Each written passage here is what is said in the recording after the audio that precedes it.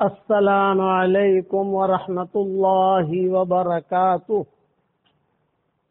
نحمده ونصلي على رسوله الكريم اما بعد الحمد لله نحمده ونستعينه ونستغفره ونؤمن به ونتوكل عليه ونعوذ بالله من شرور أنفسنا ومن سيئات أعمالنا ونعوذ بالله من شرور أنفسنا ومن سيئات أعمالنا من يهده الله فلا مضل له ومن يضلله فلا هادي له ونشهد أن لا إله إلا الله وحده لا شريك له ونشهد أن سيدنا ومولانا محمدا عبده ورسوله صلى الله عليه وعلى آله وأصحابه وبارك وسلم تسليما كثيرا كثيرا أما بعد فأعوذ بالله من الشيطان الرجيم بسم الله الرحمن الرحيم والمؤمنون والمؤمنات بعضهم أولياء بعض يأمرون بالمعروف وينهون عن المنكر ويقيمون الصلاة ويؤتون الزكاة ويطيعون الله ورسوله أولئك سيرحمهم الله إن الله عزيز حكيم وقال الله سبحانه وتعالى يا أيها الذين آمنوا توبوا إلى الله توبة نصوحا عسى ربكم أن يكفر عنكم سيئاتكم ويدخلكم جنات تجري من تحتها الأنهار يوم لا يخزي الله النبي والذين آمنوا معه نورهم يسعى بين أيديهم وبأيمانهم يقولون ربنا أتمم لنا نورنا واغفر لنا إنك على كل شيء قدير صدق اللہ العظیم۔ قابل احترام مائیں، بہنیں، بیٹیاں، بہوئیں، ہماری بچیاں، عورتوں کا اللہ کے یہاں بہت بڑا مقام ہے۔ یہ نہیں ہے کہ عورتوں کا کوئی مقام نہیں ہے، اللہ کو عورتیں بہت پیاری ہیں۔ کسی زمانے میں، پچھلے دور میں، چائنیز کالونی کے اندر عورت کا کوئی مقام نہیں ہوتا تھا، اسے ایک یعنی جانور کی شکل سمجھتے تھے وہ لوگ کہ بھی اللہ کو اپنی دنیا چلانی ہے تو اس کو پیدا کیا ہے، یہ بھی جانور کی ایک صورت ہے۔ فرینچ کالونی کے اندر اسے پنوتی کہتے تھے، عرب کالونی کے اندر بھی اسے پنوتی کہتے تھے، لیکن شریعت نے آ کر، ہمارے شریعت نے آ کر جو ہے اس کو بہت اونچا مقام دے دیا۔ ان المسلمین والمسلمات والمؤمنین والمؤمنات والقانتین والقانتات والصادقین والصادقات والصابرین والصابرات والخاشعین والخاشعات، جہاں مردوں کا تذکرہ کیا وہاں عورتوں کا تذکرہ کیا، ایک مقام دیا، اتنی عزت دی کہ عورتوں کے قصے قرآن میں بہت بیان کیے، لیکن کسی عورت کا نام اللہ نے نہیں لیا، صرف مریم علیہ السلام کا نام لیا ہے۔ لیکن جو ہے واقعی عورتوں کے قصے جو ہے امرات فرعون کہیں گے، امرات لوط کہیں گے، یہ کہیں گے، لیکن نام نہیں، ان کی عزت ہے۔ اتنی عزت دی کہ عورتوں کی صورت نازل ہو گئی، سورۃ النساء۔ آپ کو سورۃ الرجال نہیں ملے گی کہ مردوں کی صورت جو کہا نا، عورتوں کی مستقل ایک صورت آئی۔ حضور اکرم صلی اللہ علیہ وسلم نے بھی بہت مقام دیا، اور بڑی بڑی عورتیں بنی جنہوں نے بڑے بڑے کام کیے، کارنامے کیے۔ میرے والد صاحب رحمۃ اللہ علیہ جب عورتوں کا بیان ہوتا تھا ابا کا، اور ہم جب ان کی طاقت تھی دو بیان کرنے کی، تو ہم بھی بیان میں بیٹھتے تھے ان کے۔ تو ہمارے والد صاحب رحمۃ اللہ علیہ کہتے تھے بارہا میں نے سنا کہ عورتیں اگر بنی تو دنیا کا نظام بنا، اور اگر عورتیں بگڑی تو دنیا کا نظام بگڑا۔ ماں کے بننے اور بگڑنے پر موقوف ہے کہ عورتیں بنی تو دنیا کا نظام بنا، عورتیں بگڑی تو دنیا کا نظام بگڑا۔ اسی لیے عورت کو جو ہے نیک مزاج ہونا چاہیے، نیک مزاج، دینی والے مزاج۔ ہماری دادی مرحومہ تھی، میرے والد صاحب رحمۃ اللہ علیہ کے والدہ، حالانکہ ان پڑھ تھی، نابینا تھی، غربت تھا زندگی، ہمارے گھر میں بہت غربت تھی، لیکن دادی کا مزاج دینی تھا، نیک مزاج۔ رات میرے والد صاحب رحمۃ اللہ علیہ فرماتے تھے کہ میں اتنا چھوٹا تھا کہ میں یعنی میری اماں کے پاس سوتا تھا، بچہ جو چھوٹا ہوتا ہے وہی ماں کے پاس سوتا ہے، تو اس وقت میں مجھے سورہ بروج کی تفسیر انہوں نے بتائی تھی، اور اس وقت سے مجھے سورہ بروج کی تفسیر یاد تھی، سورہ واقعہ کی تفسیر مجھے اس وقت سے یاد تھی، ابا کہتے تھے، اور سورہ القاریہ سناتی تھی، الحاقہ سناتی تھی، آخرت کے منظر، اذا الشمس کورت، اذا السماء انفطرت۔ حالانکہ ان پڑھ تھے لیکن مزاج دینی تھا ان کا، وہ سنتی تھی، کوئی بھی پتا چلے کہ فلاں عالم آئے ہیں، فلاں ہے، فوراً جو مجھے لے جاؤ، مجھے لے جاؤ، مجھے لے جاؤ، مجھے لے جاؤ۔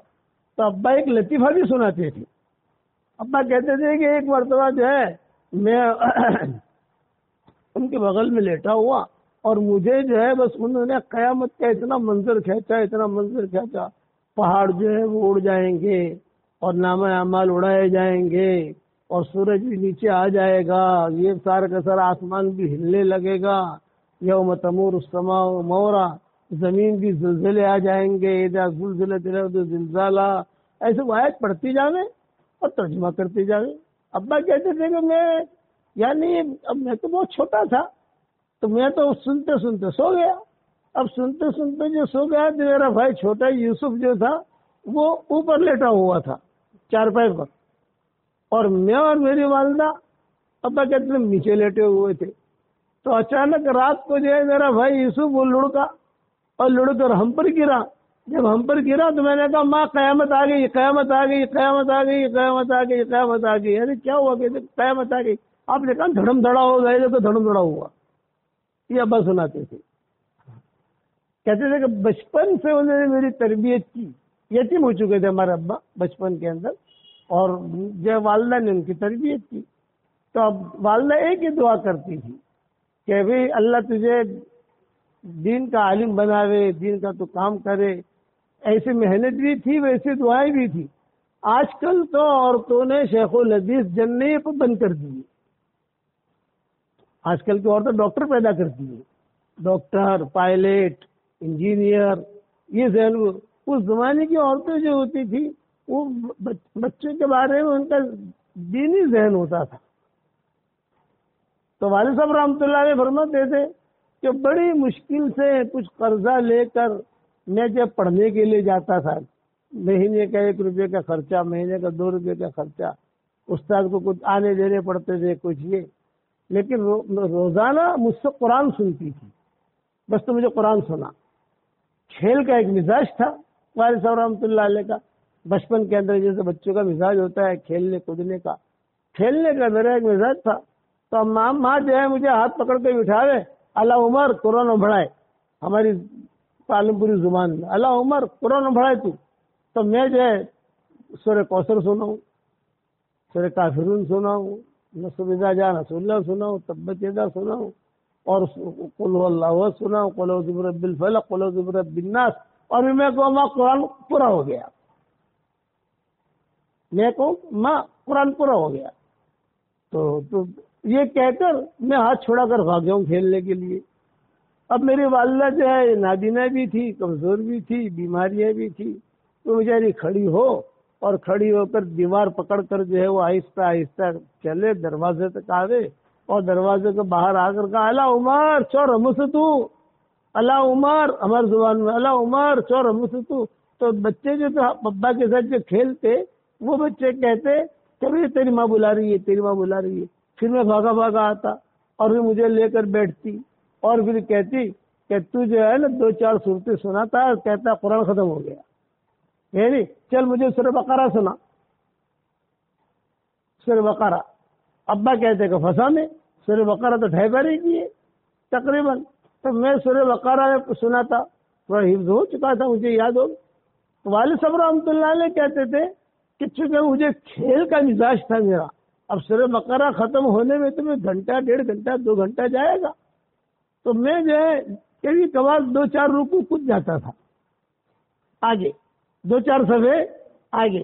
تو میری والدہ مجھے کہتی نہ تو نے کو گڑبڑ کری سفائے، وہ نہ چڑی تو آوے سے، وہ نہ چڑی آوے سے، وہ نہ چڑی آوے سے، ایسا ان کو دینی مزاج، جیسا قرآن یاد تو آ رہا کہ نہ بھی نہ نہ تو نے کو گڑبڑ کری سے، پھر سے پڑھ، یعنی پھر سے پڑھ، تو پوری سورہ بقرہ سنتی، اور پھر مجھے یہ کہتی کہ بیٹا عمر تیری اندھی ماں اندھیری کوٹھڑی میں تجھ سے قرآن سن رہی ہے، انشاءاللہ ایک زمانہ آئے گا کہ لاکھوں آدمی تیرا قرآن سنیں گے۔ سمجھ میں نہیں آتی تھی بات، لیکن وہ ماں کی دعا جو ہے وہ لگی، اور ایسی لگی تربیت، ایسی لگی۔ ماں کی تربیت صرف کھلانا پلانا نہیں ہے،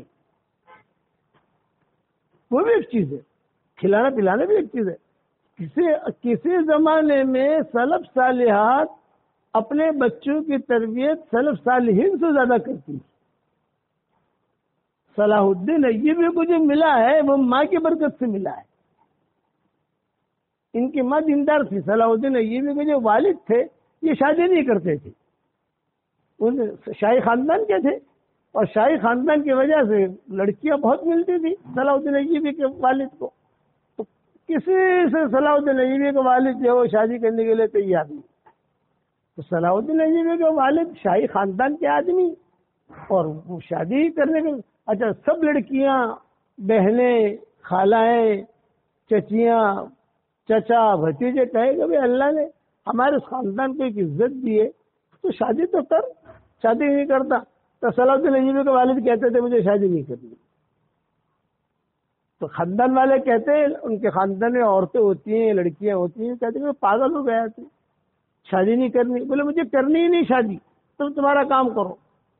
اب بہت جو ان کو گھیرے میں لیا صلاح الدین ایوبی کے والد کو، بھی نہیں ہم تو تیرا نکاح کرائیں گے، فلاں لڑکی بھی ہے، فلاں لڑکی بھی ہے، فلاں لڑکی بھی ہے، شاہی خاندان ہے ہمارا، اتنا سارا مال کون استعمال کرے گا؟ ابھی تو شادی کر، بچے پیدا ہوں گے، ان کے پاس مال جائے گا، وہ بھی بادشاہ بنیں گے۔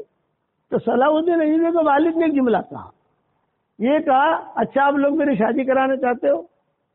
ہاں، کہ مجھے ایسی لڑکی سے نکاح کرنا ہے جو میرا ہاتھ پکڑ کر جنت میں لے جائے، ان کے والد نے کہا۔ اب جب یہ بات کہی تو سارے خاندان والے جو ہے کہا پاگل ہو گیا ہے، یہ ایسی لڑکی کہاں ملے گی جو تیرا ہاتھ پکڑو جنت میں لے جائے؟ بولے مجھے ایسی لڑکی ملے گی تو ہی میں شادی کروں گا، ورنہ نہیں کروں گا۔ صلاح الدین ایوبی کے والد نے کہا میں تو شادی کروں گا، میں نہیں کروں گا۔ صلاح الدین ایوبی کے والد جو تھے ان کے ایک پیر تھے، ان کی ایک چھوٹی سی مسجد تھی، وہ وہاں جا کے اپنا نماز وغیرہ پڑھاتے تھے۔ تو صلاح الدین ایوبی کے والد روزانہ عصر کی نماز وہاں جا کے پڑھتے تھے، عصر، مغرب، عشاء، وہاں جا کے بیٹھتے تھے۔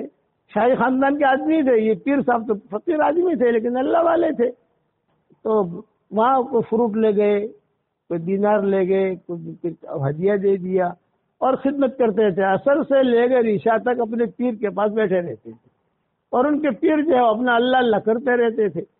ایک وقت جو ان کے پیر بیٹھے ہوئے، صلاح الدین ایوبی کے والد بھی بیٹھے ہوئے، اور ایک لڑکی آئی خستہ حال، اس کے کپڑے پھٹے ہوئے، لیکن تھی قبول صورت، خوبصورت تھی۔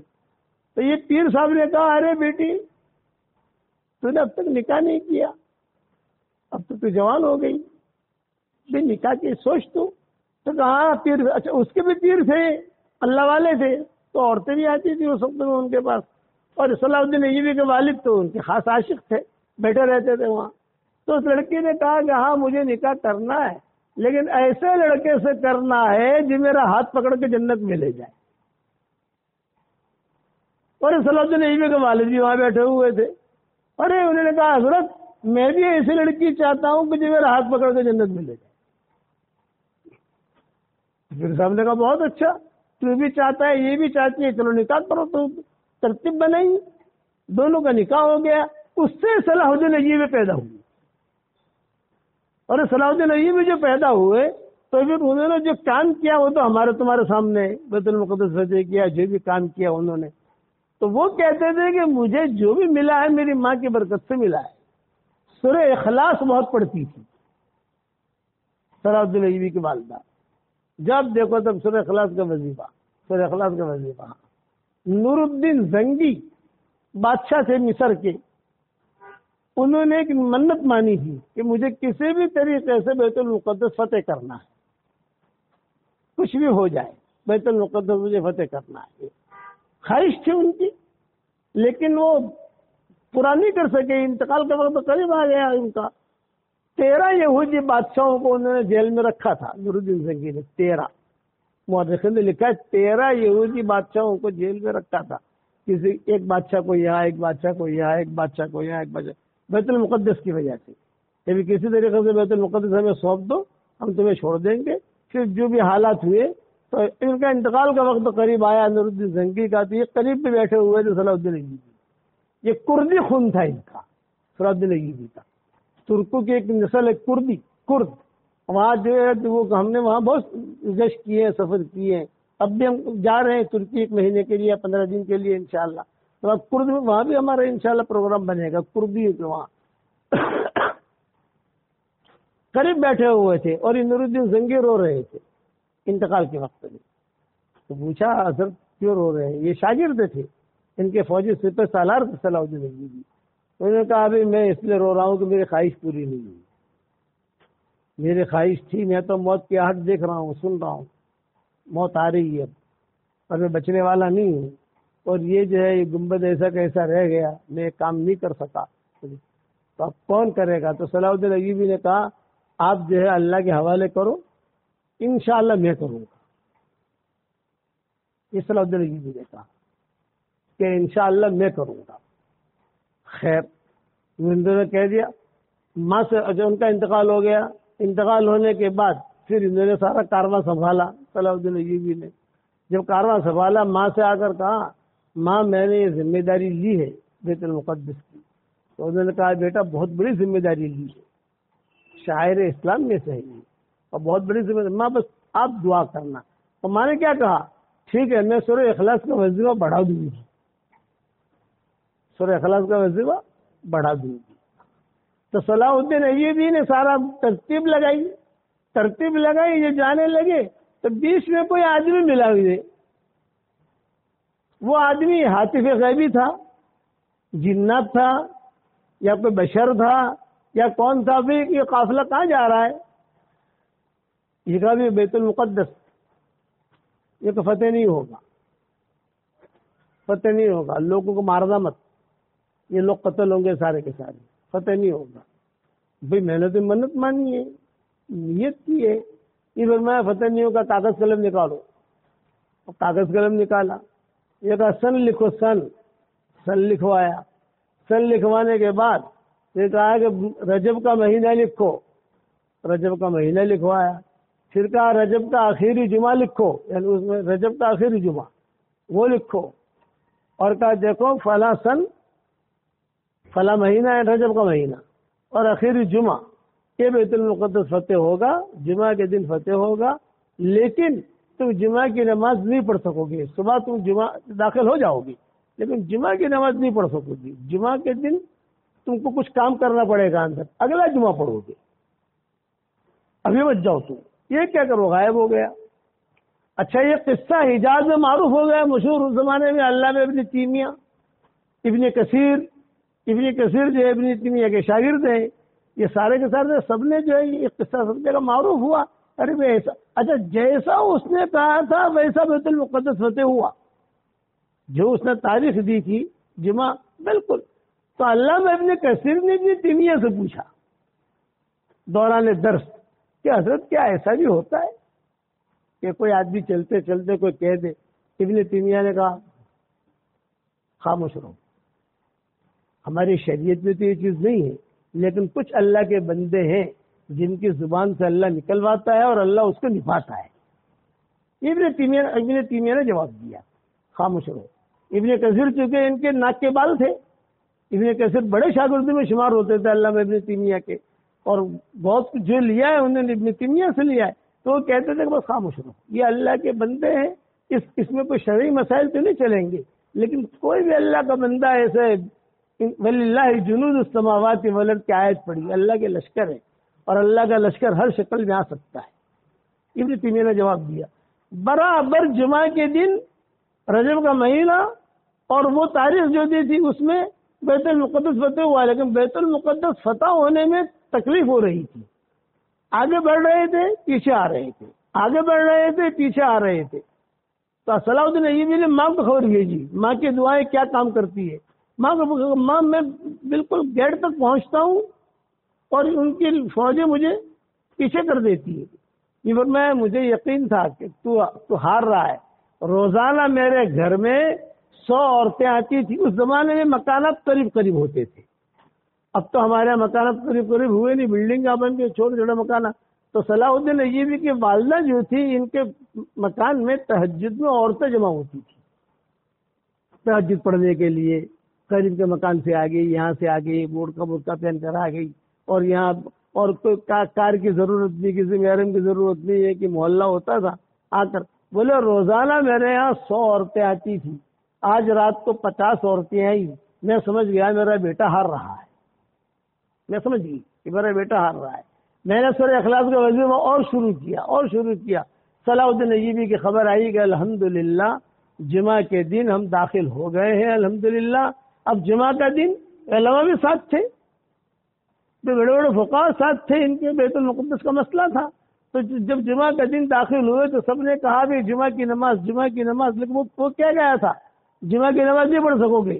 تو صلاح الدین ایوبی نے کہا بھی مسجد صاف تو کرو، دروازے تو کھولو.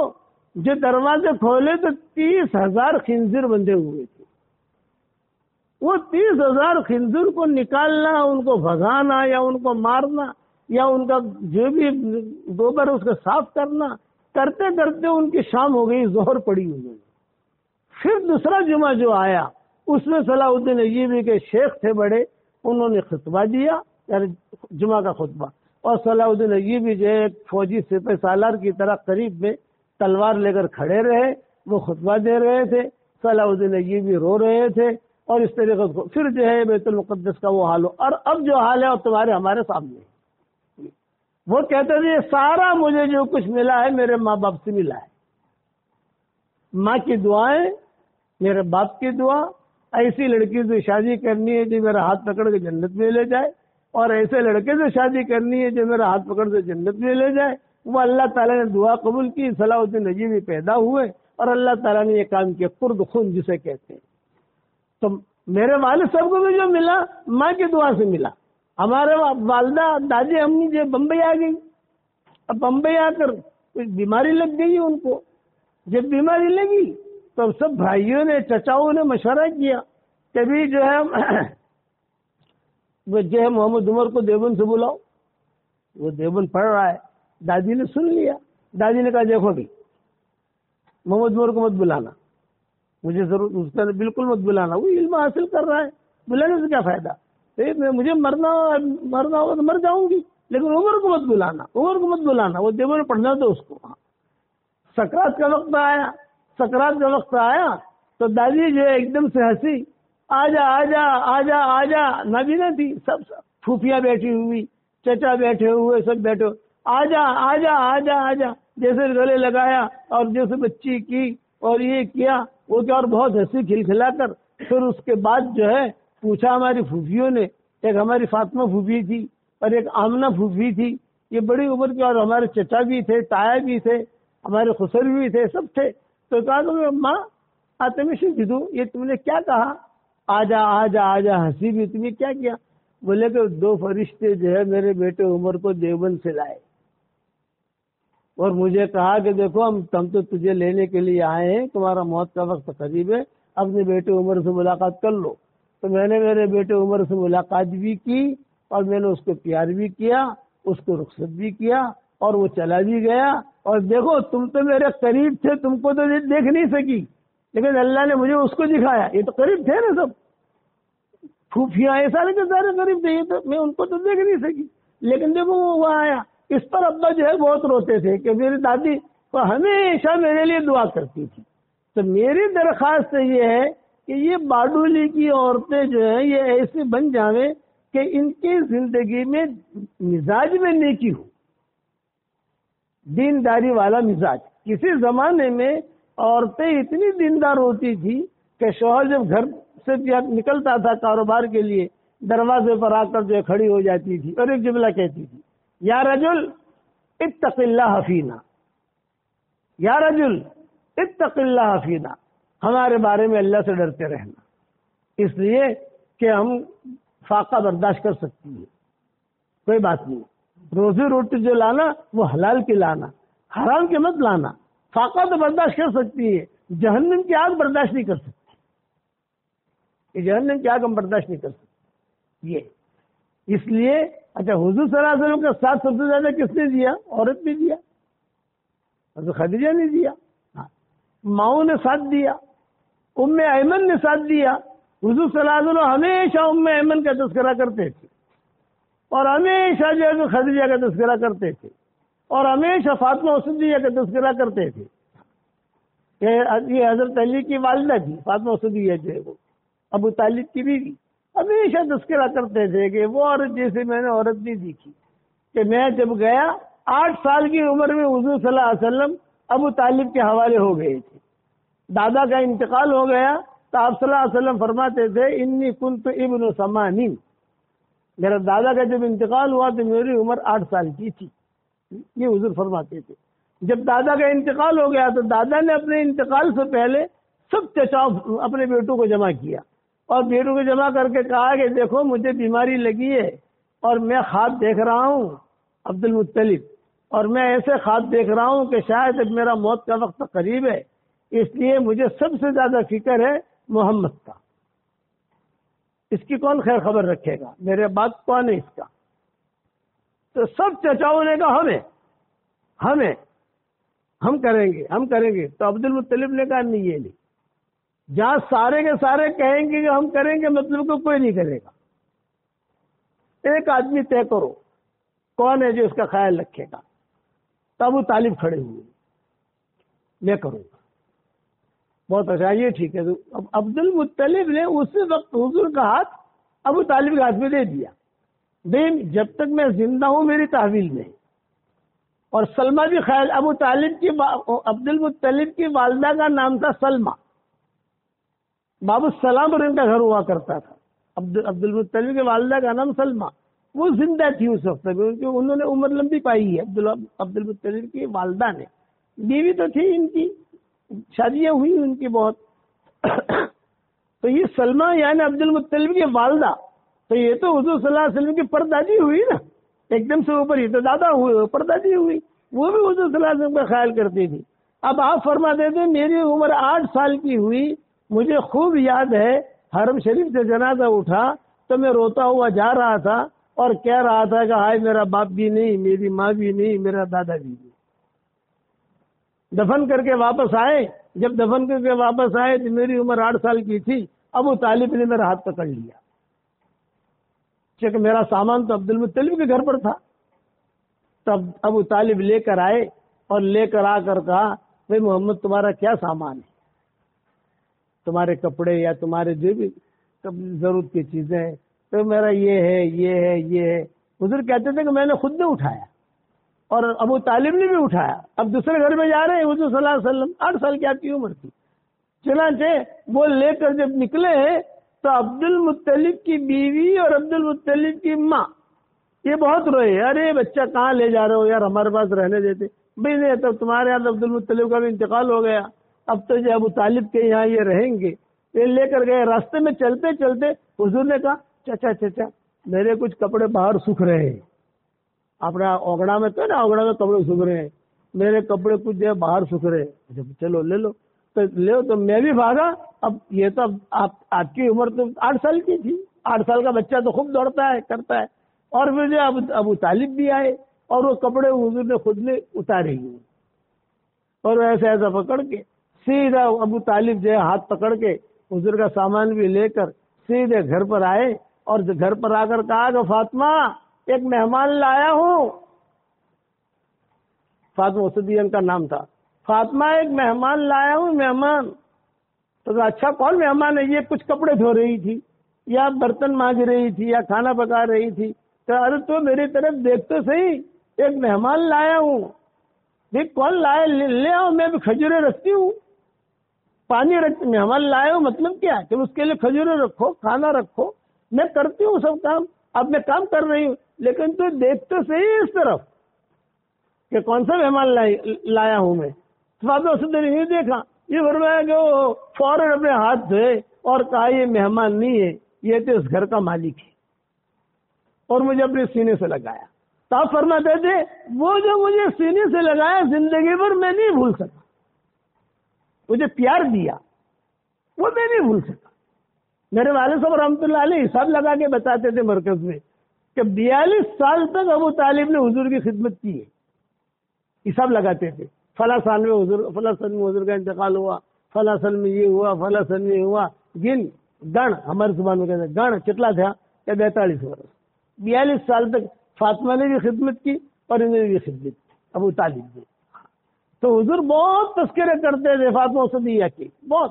اچھا یہ مسلمان نہیں ہوئی ابو طالب کے ڈر سے, دل میں اسلام تھا لیکن ابو طالب کے ڈر سے وہ مسلمان نہیں ہوتی تھی, کیونکہ ابو ان کے پیڑ سے علی بھی تھے, جعفر بھی تھے, عقیل بھی تھے, طالب بھی تھے, ام ہانی بھی تھی, یہ سارے بچے تھے ان کے.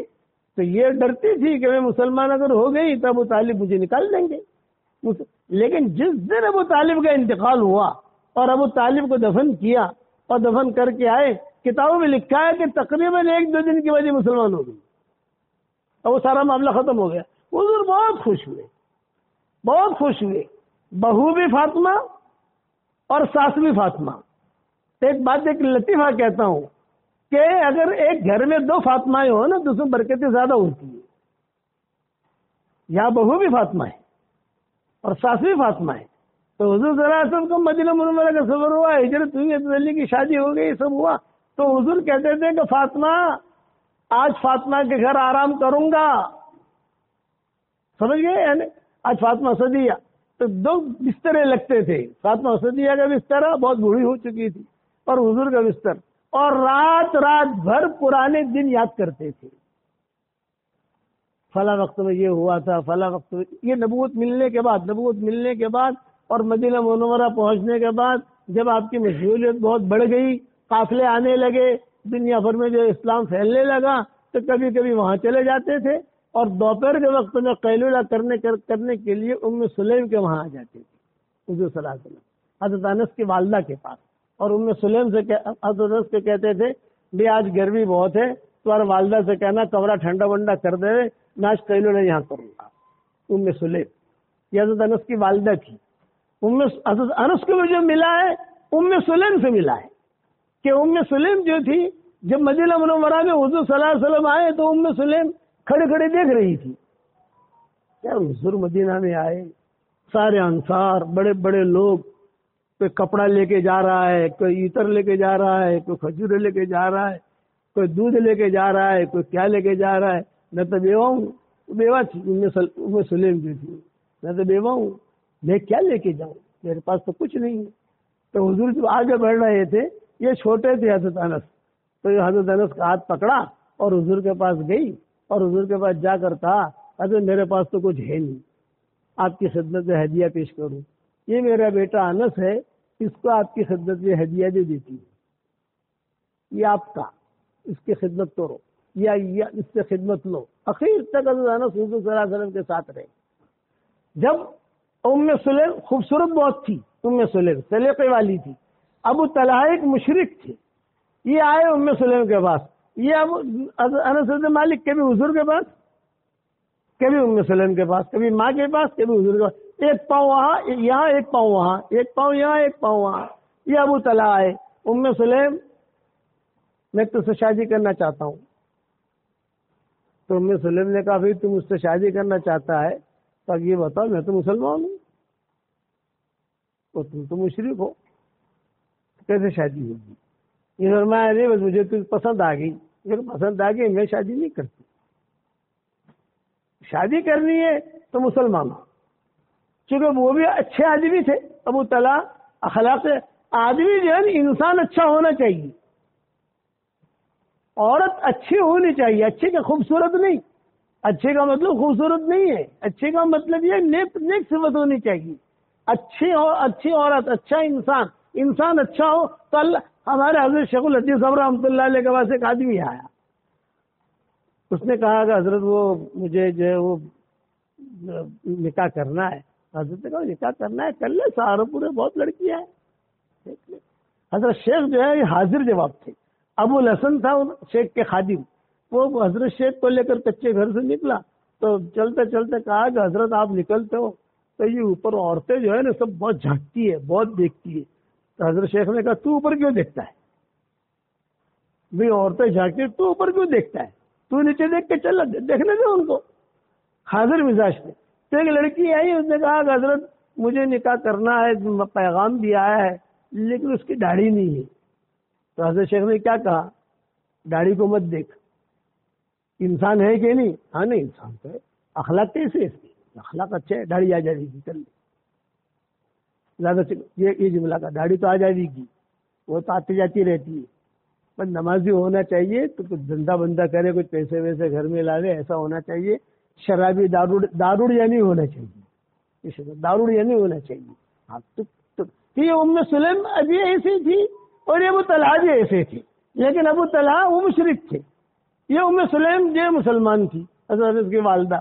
تو حضرت انس کی والدہ نے کہا کہ دیکھ مجھ سے نکاح کرنا ہے تو ایک شرط ہے کہ تجھے مسلمان ہونا پڑے گا، ایک بات، اور میں تجھے ہدیہ بھی دوں گی۔ ام سلیم نے کہا بے ہدیہ کیا دے گی؟ میرا مہر معاف کر دوں گی، مجھ سے اگر نکاح کرنا ہے تو اچھا میں سوچتا ہوں۔ خیر سوچا، 2-3 دن کے بعد آئے، دل میں اتر چکی تھی اور یہ بھی دل میں اتر چکے تھے۔ یہ کہا اشہد ان لا الہ الا اللہ واشہد ان محمد رسول اللہ، اور پھر کہا کہ میں مسلمان ہو گیا، چل اب نکاح کا کیسا کریں گے؟ تو یہ ام سلیم نے کہا یا انس زوجنی مع ابو طلحہ، اے انس ابو طلحہ کے ساتھ ہے، باڈولی میں کوئی ایسا ہے بیٹا نکاح پڑھاوے ماں کا؟ عبد المطلب کا نکاح بھی بیٹوں نے ہی پڑھایا تھا۔ مکہ مکرمہ میں 2 لڑکیاں تھیں جو بہت خوبصورت تھی، سلیقے والی تھی، ایک حضرت آمنہ، ایک حضرت حالہ۔ تو عبد المطلب نے مشورہ کیا اپنے بیٹوں سے، بچیوں سے، اور یہ کہا کہ یہ 2 لڑکیاں مکہ میں ہے تو یہ عبداللہ کے ساتھ ان دونوں میں سے کسی ایک کا نکاح کر دیں۔ تو چچاؤں نے کہا کہ وہ 2 لڑکیاں دکھا دو۔ تو سارے چچا گئے اور عبد المطلب بھی گئے، سب گئے، اور وہاں جا کر جو ہے بیٹھے۔ اتفاق ایسا ہے کہ آمنہ بیٹھی ہوئی اور اسی کے سامنے عبداللہ بیٹھ گئے، اور حالہ بیٹھی ہوئی اس کے سامنے عبد المطلب بیٹھ گئے۔ اور عبد المطلب نے پوچھا کہ بھائی عبداللہ، حضور کے والد کو پوچھا کہ بیٹا یہ آمنہ پسند ہے یا حالہ پسند ہے؟ تو عبداللہ نے اشارہ کیا یہ آمنہ پسند ہے۔ چلو نکاح ہو گیا۔ اچھا بھی اب حالہ، تو عبد المطلب نے کہا میرا نکاح حالہ کے ساتھ کرا دو۔ تو اسی مجلس میں باپ کا اور بیٹے کا دونوں کا ساتھ نکاح ہوا۔ تو اب آمنہ سے حضور پیدا ہوئے اور حالہ سے حضرت حمزہ پیدا ہوئے، اسی لیے حضرت حمزہ اور یہ حضور صلی اللہ علیہ وسلم کی عمر ایک تھی۔ آپ کہتے تھے کہ یہ میرا چچا بھی ہے، میرا رضائی بھائی بھی ہے، اور میرا خیال بھی بہت رکھا۔ حالانکہ جلدی مسلمان یہ نہیں ہوئے تھے حضرت حمزہ، بعد میں مسلمان ہوئے، ابو جہل کا قصہ ہوا، یہ ہوا، لیکن حضرت حمزہ جری تھے۔ ایک جملہ کہتے تھے سارا مکہ مجھ سے ڈرتا ہے اور میں حضرت عمر سے ڈرتا ہوں، کہ جہاں عمر کا نام سنا میں بھاگ جاتا ہوں، مجھے بہت ڈر لگتی ہے۔ حضور کو کہتے تھے حضرت سارا مکہ مجھ سے ڈرتا ہے، میں حضرت عمر سے ڈرتا ہوں۔ اس لیے جب آپ شعیب ابی طالب میں تھے، جو بھی ہوا، اور حضرت عمر جب گئے دروازہ کھٹکھٹایا تو حضرت حمزہ ہی تھے اندر دیکھنے والے۔ حضور نے کہا یہ کون ہے دیکھو، تو حضرت حمزہ نے کہا عمر ہے، عمر تلوار ہاتھ میں، عمر ہے، عمر چلو کھولو دروازہ۔ میں نہیں کھولتا،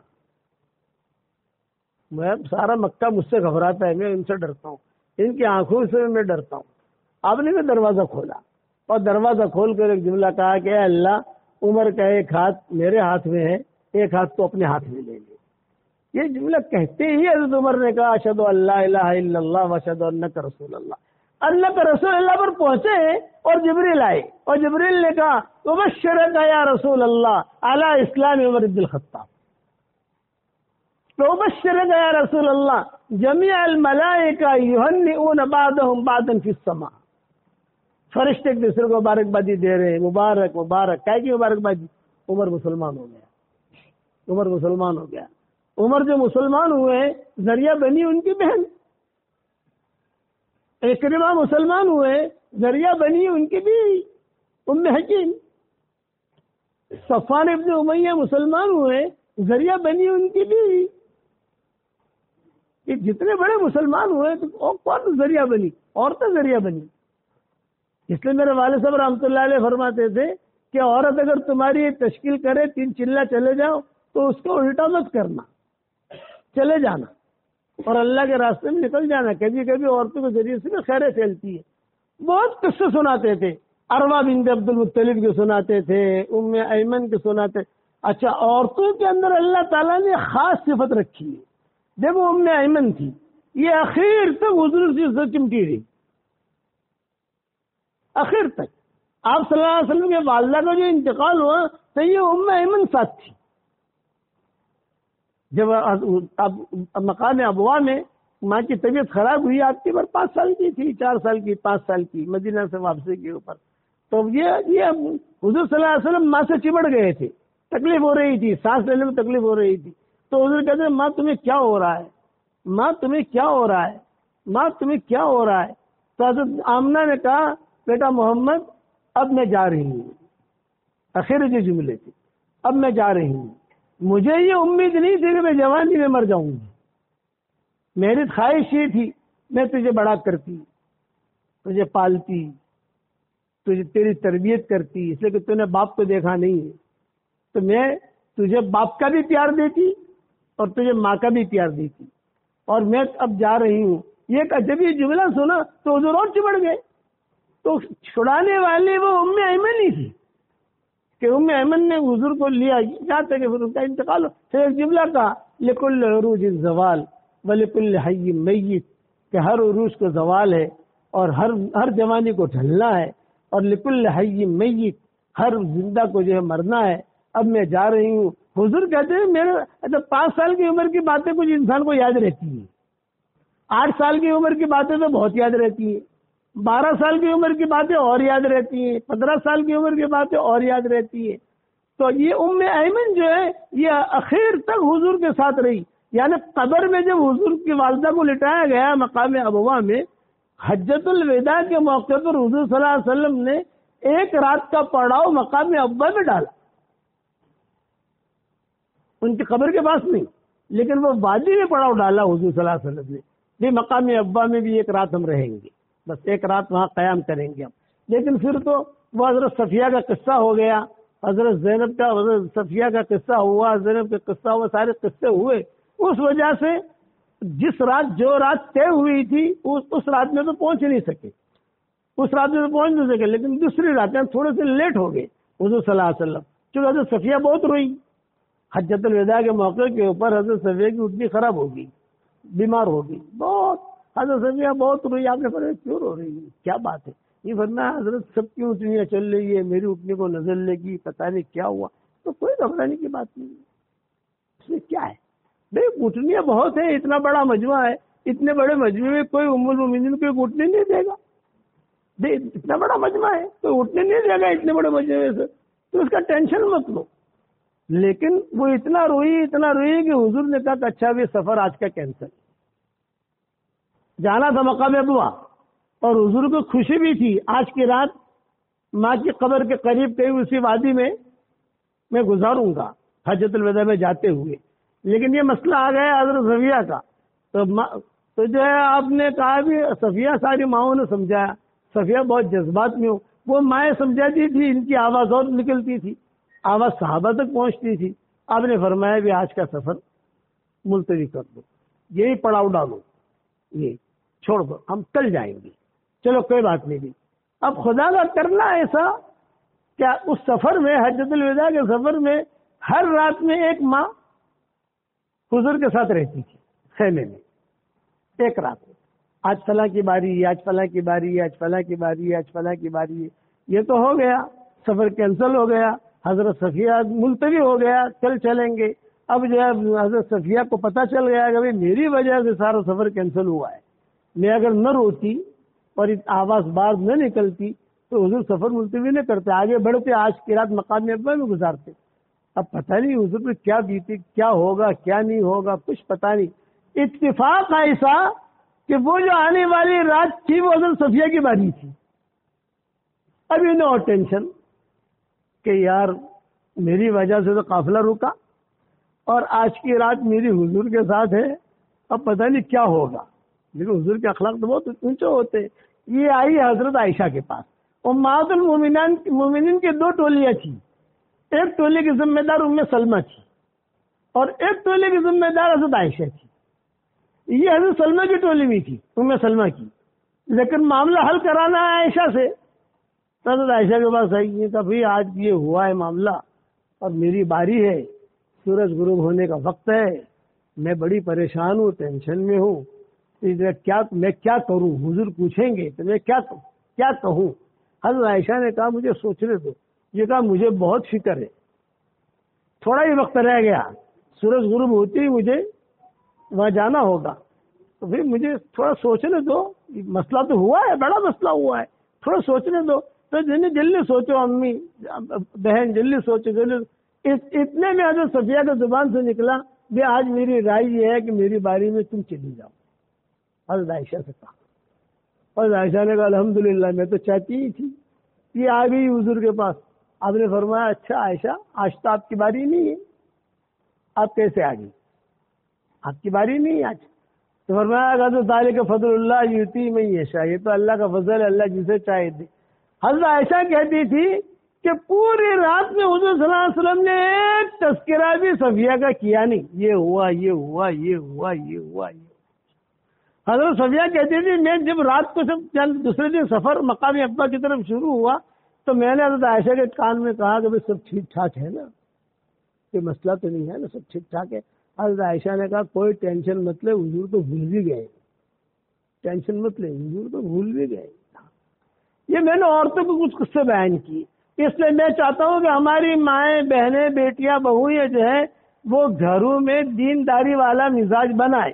اور ایک ہدیہ دیتا ہوں آپ لوگوں کو، 10 مرتبہ سورہ اخلاص پڑھو تو جنت میں ایک محل تیار ہو جاتا ہے، 20 مرتبہ پڑھو 2 محل تیار ہو جاتے ہیں، 30 مرتبہ پڑھو 3 محل تیار ہو جاتے ہیں، 40 مرتبہ سورہ اخلاص پڑھو 4 محل تیار ہو جاتے ہیں، 50 مرتبہ پڑھو تو 5 محل تیار ہو جاتے ہیں۔ حضور صلی اللہ علیہ وسلم نے حضرت عمر سے کہا تھا عمر 10 مرتبہ سورہ اخلاص پڑھ، جنت میں ایک محل تیار ہو جائے گا۔ حضرت عمر نے فوراً کھڑے کھڑے کہا اذن لا استکثر یا رسول اللہ، پھر تو میں بہت پڑھوں گا اور بہت بناؤں گا۔ آپ نے بتایا جتنے بنانے میں بنا۔ تو آپ کو بھی ہدیہ دے کے جاتا ہوں، روزانہ 313 مرتبہ سورہ اخلاص پڑھنے کی عادت ڈال دو۔ ایک ساتھ نہیں پڑھنا، روٹی بناتے بناتے پڑھ لیا، کبھی چائے بناتے بناتے پڑھ لیا۔ اور آسان طریقہ بتاؤں، فجر کی نماز کے بعد 65 مرتبہ پڑھ لو، ظہر کی نماز کے بعد 62 مرتبہ پڑھ لو، عصر کی نماز کے بعد 62 مرتبہ پڑھ لو، مغرب کی نماز کے بعد 62 مرتبہ پڑھ لو، عشاء کی نماز کے بعد 62 مرتبہ پڑھ لو، 313 ہو گئے۔ اور اگر 313 سے زیادہ بھی پڑھو گے تو کوئی حرج کی بات نہیں ہے، اسے پڑھو تو 31 بنگلے تیار ہو جائیں گے روزانہ۔ میں کہتا ہوں باڈولی میں تو بہت پراپرٹیاں بنا دی، اب جنت پراپرٹی بناؤ۔ آپ کہو گے کہ مولوی صاحب 31 بنگلے، میں نے کہا روزانہ اللہ 31 بنگلے تیار کرے گا، پکی بات۔ اور 104 مرتبہ قرآن شریف پڑھنے کے برابر اللہ ثواب دے گا، پکی بات۔ ایک ہماری ڈاکٹر نہیں ہے شکاگو میں، وہ بھی گجرات کی ہے، اس نے کہا مولانا جب سے میں نے سنا تو میں نے 10 لاکھ مرتبہ سورہ اخلاص پڑھا ہے، آپریشن کرتے کرتے سورہ اخلاص پڑھوں، کار چلاتے چلاتے سورہ اخلاص پڑھوں۔ 5 لاکھ مرتبہ تو آپ کو ہدیہ کر دیا، یعنی مجھے دے دیا۔ اور 5 لاکھ مرتبہ میں نے میرے لیے رکھا. میں نے کہا بہت اچھا ڈاکٹر صاحب. تو مولانا ایک بات پوچھوں؟ میں کہا پوچھو. کہ مول صاحب فوٹو تو نہیں لگا ہونے، ایک بات پوچھو. تو پوچھو. کیا پوچھتی ہوں؟ مولانا کہ بھاڑو آپ سے کہ نہیں آ گئے؟ جنت بنگلے بہت ہے نا، رینٹ آئے گا کہ نہیں؟ میں نے کہا گجراتی اور پنجابی انہیں رینٹ کا بہت فکر رہتا ہے. میں نے کہا دیکھو ڈاکٹر صاحب، وہاں بھاڑا تو نہیں آئے گا، رینٹ کرایہ تو نہیں آئے گا، لیکن ملے گا ضرور. تو اچھا اتنے سارے بنگلے کریں گے کیا؟ میں نے کہا انشاءاللہ جب جنت میں جائیں گے وہاں جا کر مشورہ کر لیں گے، ملے گا ضرور. تو میں یہ کہتا ہوں کہ رات کو اگر نیند نہ آوے نا، جیسے رات کو کبھی کبھار نیند نہیں آتی، کروٹیں لیتا ہے آدمی، جب کروٹیں لے نیند نہ آوے تو کم سے کم 4 5 6 7 8 9 بنگلے بنا لے، سورہ اخلاص پڑھتا رہے. آج رات کو ہی ہمیں یہاں دارالیتامہ میں تھے، ایک آدمی، اس نے بیان سنا ہوگا، تو اس نے کہا کہ مولوی صاحب جب بھی میرا کوئی کام اٹکتا ہے تو سورہ اخلاص پڑھتا ہوں، دعا مانگتا ہوں. حدیث شریف میں سورہ اخلاص کی جتنی فضیلتیں آئی ہیں اتنے کسی صورت کی نہیں آئی. معاویہ علیہ انصاری یہ تبوک جا نہیں سکے، انتقال ہو گیا ان کا مدینہ منورہ میں. حضرت جبریل آئے تبوک حضور کے پاس اور کہا حضرت معاویہ علیہ انصاری کا انتقال ہو گیا مدینہ میں، ہم کیا کریں؟ جنازہ وہاں پڑھیں یا یہاں پڑھیں گے؟ اب نے فرمایا نہیں، جنازہ یہاں لاؤ. مدینہ منورہ سے فرشتے تبوک لے گئے ہیں جنازہ، معاویہ ابن معاویہ لیثی انصاری. حضور نے جنازے کی نماز پڑھی. پھر جبریل نے پوچھا کہ حضرت یہی دفن کر دے تبوک یا بقیع میں لے جائیں؟ آپ نے بولا بقیع لے جاؤ، وہاں دفن کرو. لیکن حضور نے کہا اتنا اعزاز کیوں ملا اس کو؟ عزت ہے نا. ایک آدمی مدینہ میں مر رہا ہے اور پھر حضور نبی جنازے کی نماز پڑھائے، اس کے لیے جو اس کا جنازہ فرشتے اٹھا کے لا رہے ہیں اور حضور جنازے کی نماز پڑھا رہے ہیں، پھر وہاں سے ان کا جنازہ واپس آ رہا ہے یہاں اور بقیع میں فرشتے دفن کر رہے ہیں، یہ اعزاز کیوں ملا؟ تو حضرت جبریل نے آہستہ سے کہا حضرت یہ سورہ اخلاص بہت پڑھتا تھا، اس پر یہ عزت ملی ہے ان کو. بہت فضیلتیں ہیں. حضرت ابو ذر غفاری بیٹھے ہوئے، حضرت جبریل آئے، اہذا ابا ذر یا رسول اللہ، کیا یہ ابو ذر ہے؟ آپ نے فرمایا ہاں. لیکن تم کیسے پہچانتے ہو؟ فرمایا آسمان والے مدینہ والوں سے زیادہ پہچانتے ہیں. کیوں؟ یہ کہ یہ سورہ اخلاص بہت پڑھتا ہے. اللہ کا نسب نامہ ہے، اس میں اللہ کی عزت ہے، اللہ کی عظمت ہے. اس لیے میں اپنے شاگرد دوسرا ہمارا واٹس ایپ کا سبق چلتا ہے، میں کہتا ہوں 313 مرتبہ سورہ اخلاص پڑھنے کی عادت ڈالو، 313 مرتبہ مختصر درود شریف پڑھنے کی عادت ڈالو، 313 مرتبہ استغفار پڑھنے کی عادت ڈالو. یہ 313 کا عادت یاد رکھنا، اس میں کرنٹ ہے. اتنا تم کرو، پھر اس کے بعد اللہ سے جو دعا مانگو گے اللہ تمہاری دعا قبول کرے گا انشاءاللہ. آج کل گھروں کے اندر حالات بہت ہیں، کسی پر جن، کسی پر جادو، کسی پر پریشانی، کاروبار چلتا نہیں، شادی نہیں ہوتی، منگنی نہیں ہوتی، منگنی اگر ہو جاتی ہے تو پھر جو ہے وہ ہمیں بہت ٹینشن رہتے ہیں. تو عبد الرحمن ابن عوف کا ایک معمول بتا رہا ہوں، وہ شروع کر دو. آپ گھر کے 4 کونے ہوتے ہیں، جس کمرے میں بیٹھ کر میں بیان کر رہا ہوں 4 کونے، 1 2 3 4. ہر کونے میں عبد الرحمن ابن عوف اپنے گھر میں آیت الکرسی پڑھتے تھے، قدم کر دیتے تھے 24 گھنٹے میں 2 مرتبہ. جب سورج آسمانوں پر ہو، دن میں 1 مرتبہ، رات میں 1 مرتبہ. عبد الرحمن ابن عوف کہتے تھے کہ دیکھو اللہ تعالیٰ نے مجھے کتنا مال دیا ہے اور اللہ نے میرا کتنی عزت بڑھائی ہے میری، اور کتنا میرا اونچا مقام ہے.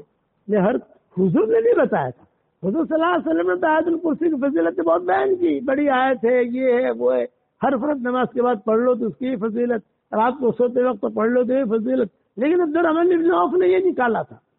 یہ صحابہ کو کہتے تھے کہ تم بھی شروع کرو. تو میں نے میری کتاب بکھری ہوتی ہے، اس کے مضمون کو لکھا ہے. تو آپ حضرات سے بھی کہتا ہوں کہ آپ کو اللہ نے ایسا بڑا فلیٹ دیا ہے کہ 10 کمرے ہیں، 10 کمرے میں نہیں پڑھ سکتے، تو عرض کی بات نہیں. آپ ایک کمرے میں پڑھو، اس کا کرنٹ سب جگہ چلا جائے گا. سب جگہ پڑھنا مشکل ہوتا ہے. کسی کو اللہ نے 50 کمرے دیے، بیچارہ 50 کمرے پڑھتے پڑھتے ایسے ہی جائے گا. بھائی ایک کمرہ آپ متعین کر لو، بس یہ یہاں مجھے پڑھنا ہے، اور پڑھنا شروع کرو کہ اس سے انشاءاللہ برکتیں بھی ہوں گی، پریشانیاں بھی دور ہوں گی. اور یہ جتنے بھی آج کل کے شتوڑے جو حالات ہیں بیماریوں کے، یہ بھی دور ہو جائیں گے انشاءاللہ. اور آیت الکرسی تو سدا بہار ہے. سلف صالحین، سلف صالحات جب شادیاں کر کے جاتے تھے یا کسی کو لاتے تھے تو کہتے تھے آیت الکرسی سے دوستی کر لو، سورہ فاتحہ سے دوستی کر لو، سورہ کوثر سے دوستی کر لو. اس کی تشکیلیں کرتے تھے.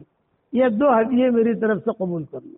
اور ساری مائیں بہنیں بیٹیاں بہویں سب نمازوں کا اہتمام کرو، قرآن شریف کی تلاوت کا اہتمام کرو. ہماری کتاب مومن کا ہتھیار، اس کے پڑھنے کا اہتمام کرو. صبح شام کی دعائیں اللہ نے جمع کروائی ہے، اس کو پڑھنے کا اہتمام کرو. درود شریف کا بھی ایک چھوٹا سا رسالہ آ گیا ہے 100 درود کا. میں نے 20 فائدے اس کے لکھے ہیں. سب سے پہلا فائدہ یہ ہے کہ جو وہ پڑھے گا حضور صلی اللہ علیہ وسلم خواب میں آئیں گے. کئی زبانوں میں وہ چھپ گیا الحمدللہ. یہاں آیا نہیں آیا مجھے پتا نہیں ہے، لیکن پہنچ جائے گا انشاءاللہ. مفتی صاحب تک پہنچا دیں گے. ہم آ گئے ہیں. ہاں ہم جو ہے یہاں پہنچا دیں گے ہمارے مفتی صاحب تک، مولانا ابراہیم صاحب تک جو ہے. لیکن یہ کہ اس کو پڑھو اور سبق سنو. ہمارا 5 منٹ کا سبق ہوتا ہے، اللہ رسول کی بات ہوتی ہے، دھیان سے بیٹھ کے سنو. اب تو الحمدللہ ساری دنیا میں اللہ سبق پہنچا رہا ہے. اور تمہارے جی باڈولی کے تو سب دنیا بھر میں، کوئی کینیڈا میں، کوئی انگلینڈ میں، مجھے وہاں سے فون آئے ہمارے گاؤں میں جاتے ہو، میرے گھر میں جانا، میرے باپ سے ملنا، میرے اس سے ملنا. بھائی کہیں جانے کی ہمت نہیں ہے، بڑھاپے نے ڈیرا ڈال دیا. جو کام ہو گیا اللہ اسے قبول کرے، لیکن کہ دعا ہم ضرور کریں گے. تو آپ حضرات میرا سبق سنو بھی اور آگے بھی بھیجو. اللہ تعالی ہم سب کو عمل کرنے کی توفیق عطا فرمائے. دعا کرنے سے اللہم لک الحمد کما انت اہل، فصل وسلم علی سیدنا محمد کما انت اہل، وفعل بنا ما انت اہل، فانک اہل التقوی واہل المغفرہ. اے اللہ ہمارے گناہوں کو معاف فرما. اے اللہ ہماری خطاؤں سے درگزر فرما. اے اللہ پورے باڈولی والوں کو قبول فرما، ان کے مردوں کو قبول فرما، ان کی عورتوں کو قبول فرما، ان کے چھوٹوں کو قبول فرما، ان کے بڑوں کو قبول فرما. باڈولی کے ایک ایک اینٹ کو قبول فرما، ذرے ذرے کو قبول فرما. اے اللہ ان کے مکانوں کو قبول فرما. اے اللہ ان کے مکانوں کو قبول فرما، ان کے مدرسوں کو قبول فرما. جتنی مائیں بہنیں بیٹیاں جمع ہوئی ہیں ان سب کو قبول فرما. اور یہ میری آواز جہاں جہاں تک پہنچے اور جہاں جہاں تک میری دعا میں آمین کہی جائے، اے اللہ تو ان سب کو قبول فرما.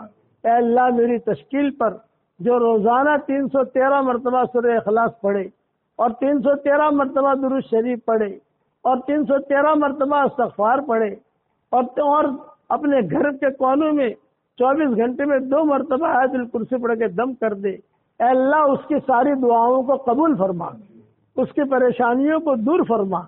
اے اللہ اچانک کا خیر ہمیں نصیب فرما، اچانک کے شر سے تو ہماری حفاظت فرما. یہ جو مدرسہ ہے اے اللہ اس مدرسے کو قبول فرما، ان کے پڑھنے والیوں کو قبول فرما، پڑھانے والیوں کو قبول فرما. ہمارا جو مدرسہ ہے مولانا ابراہیم صاحب کا، اے اللہ اس کو بھی تو قبول فرما. اے اللہ ساری کی ساری محنتوں کو قبول فرما. اے اللہ ہم تو کمزور ہیں، اے اللہ ہمیں دھکا دے کر واپس نہ لوٹا. اگر تو نے دھکا دے کر واپس لوٹا دیا تو تیرے دروازے کے علاوہ کوئی دروازہ نہیں ہے. اغلقت جمیع الابواب الا بابک، اغلقت جمیع الابواب الا بابک. سارے دروازے بند ہو چکے ہیں، صرف آپ کا دروازہ کھلا ہوا ہے. اے اللہ تو کرم کا معاملہ فرما دے، فضل کا معاملہ فرما دے، یسر کا معاملہ فرما دے، سہولتوں کا معاملہ فرما دے. اے اللہ جن کے لڑکے اور لڑکیاں شادی کے لائق ہوں، غیر شادی شدہ ہوں، بہترین جوڑوں گا ان کے لیے انتظام فرما. جو بے اولاد ہوں نیک صالح اولاد انہیں نصیب فرما.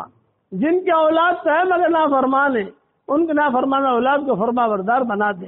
اے اللہ جو بیمار ہوں ان کو شفا کاملہ عاجلہ دائمہ مستمر عطا فرما.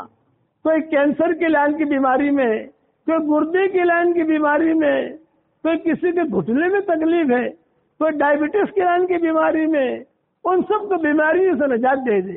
اے اللہ جو ناجائز عشق میں مبتلا ہوں عافیت سے انہیں ناجائز عشق سے نجات دے دے. اے اللہ ہمیں خیر البریہ میں شامل فرما، شر البریہ سے ہماری حفاظت فرما. ہمیں اصحاب المیمنہ میں شامل فرما اور اصحاب المشأمہ سے تو ہماری حفاظت فرما. اگر آپ نے ہمارا نام سعید اور نیک بختوں میں لکھا ہو تو ہمارا نام انہیں میں لکھے رکھیو. اور اگر آپ نے ہمارا نام شقی اور بدبختوں میں لکھا ہو تو ہمارا نام ان کی فہرست سے مٹا دینا اور نیک لوگوں کے فہرست میں ہمارا نام لکھ لینا۔ لکھنا بھی آپ کا کام ہے، مٹانا بھی آپ کا کام ہے، لوح و قلم بھی آپ کے پاس ہے، سعداء میں تو ہمارا نام لکھ لے۔ اے اس مجلس کے فرشتوں، اے اس مجلس کے فرشتوں، ہمارا رب ہم سے روٹھا ہوا ہے۔ اے اللہ تو اس امت سے کب تک روٹھا رہے گا؟ کبھی وقف کا معاملہ کھڑا ہو جاتا ہے، کبھی جو ہے NRC کا معاملہ کھڑا ہو جاتا ہے، کبھی 3 طلاقوں کا معاملہ کھڑا ہو جاتا ہے، کبھی مدرسوں کا معاملہ کھڑا ہو جاتا ہے۔ اے اللہ تو ہم سب کی پوری حفاظت فرما، ہمارے دینی مکاتب کی حفاظت فرما، دینی ٹھیوں کی حفاظت فرما۔ اے اللہ ہمارے ایمان کی اور معاشرے کی حفاظت فرما۔ ہم پوری امت کی طرف سے معافی کی بھیک مانگتے ہیں۔ اگر فضل کرے تو چھٹیاں اور اگر عدل کرے تو لٹیاں، ہمارے ساتھ فضل کا معاملہ فرما دے، عدل اور انصاف کا معاملہ نہ فرما۔ اے اللہ ہمیں مانگنا نہیں آتا مگر تجھے دینا تو آتا ہے، اپنے کرم سے ہمارے جھولیوں کو ہدایت سے بھر دے۔ اے اللہ یہ مجمع آمین کہہ رہا ہے، کسی کے باپ کا انتقال ہو چکا ہے، کسی کی ماں کا انتقال ہو چکا ہے، کسی کی ماں اور باپ دونوں کا انتقال ہو چکا ہے، وہ قبروں میں انتظار میں کہ کوئی ہمارے لیے بھی دعا کرتا ہے کہ نہیں کرتا۔ اے اللہ ہمارے ماں باپ کی مغفرت فرما، ہمارے ماں باپ کی مغفرت فرما، ہمارے ماں باپ کی مغفرت فرما، ان کی ہڈی ہڈی کو جنت نصیب فرما۔ اور جتنے مسلمان اسلام کی حالت میں مرد ہو یا عورتیں ہو دنیا سے رخصت ہو گئے ہیں، ان سب کی قبروں کو تو نور سے منور فرما، ان کے درجات کو بلند فرما۔ اے اللہ وہ چیزیں جس کا لینے کا ارادہ کرتے ہیں مگر آپ ہمیں دینا نہیں چاہتے، عافیت سے اس کی محبت ہمارے دلوں سے نکال دے، اس کا خیال نکال دے، اس گلی میں آنا جانا ختم فرما دے۔ اور وہ چیزیں جس کا لینے کا ارادہ نہیں کرتے مگر آپ ہمیں دینا چاہتے ہیں، اس کی محبت ہمارے دلوں میں ڈال دے اور اس گلی میں آنا جانا عافیت سے ہمارے لیے آسان فرما۔ جو مانگا وہ عطا فرما، مانگنے سے رہ گیا وہ عطا فرما۔ ہم کو تقوی کا لباس پہنا دے، زہد کا لباس پہنا دے، ہمارے آنکھوں میں تیری محبت کا سرما لگا دے، تیری معرفت کا نور ہمارے دلوں میں کوٹ کوٹ کے بھر دے۔ اے اللہ ہمارے ماحول کو نورانی بنا دے، ہماری آنکھوں کو نورانی بنا، ہمارے ماحول کو نورانی بنا، ہماری ہڈی کو نورانی بنا، ہمارے گوشت کو نورانی بنا۔ اے اللہ تیرے نبی نے 25 نور والی دعائیں مانگی ہیں، وہ 25 نور والی دعائیں تو ہم سب کے لیے قبول فرما، ہمارے اقدام اور اقلام کو قبول فرما، ہماری محنتوں کو قبول فرما، باڈولی میں آنے کو قبول فرما، یہاں رہنے کو قبول فرما۔ انہوں نے ہم سے بہت محبت کی، تو بھی ان سے محبت فرما۔ باڈولی کے ایک ایک مرد اور عورت کو تو قبول فرما اور اپنے فضل و کرم سے ہماری ساری دعاؤں کو قبول فرما۔ سبحان ربنا رب العزت عما یصفون وسلام علی المرسلین والحمد للہ رب العالمین۔